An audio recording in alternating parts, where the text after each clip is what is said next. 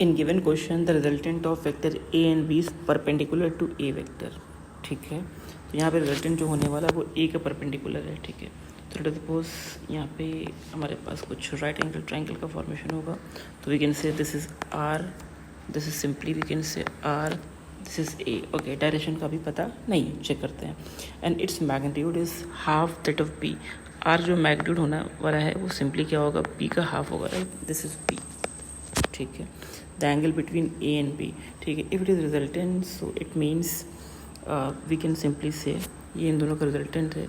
तो अगर हम मान लें कि हमारे पास में ये A, this is B vector, this is A vector, then resultant will be in opposite order like this. ठीक है, अच्छा, तो सिंपली एक बार हम ये एंगल फाइंड आउट कर लेते हैं like this. We have to find angle between A and B. So what is theta here? तो सिंपली हमें परपेंडिकुलर और hypotenuse like in terms of B पता है। So we can say sine theta simply perpendicular upon hypotenuse. So this is b by 2 and this is b, just cancel out. Sin theta is half, it means we can say theta is coming out to be 30 degree, right? Theta is 30 degree. Here we have to find the angle between a and b. But अगर आप यहाँ पे a और b को देखोगे तो it is joining head to tell.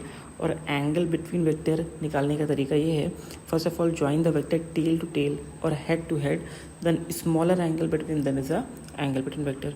ठीक है, तो ऐसा कर लेते हैं कि अगर हमारे पास में ये एंगल 30 डिग्री है तो इस वेक्टर को हम पैरेलली कहीं भी शिफ्ट कर सकते हैं। अगर हम वेक्टर को आगे की तरफ पैरेलली शिफ्ट करते हैं, so if this is 60 degree, right, this complete angle is 180 degree ना।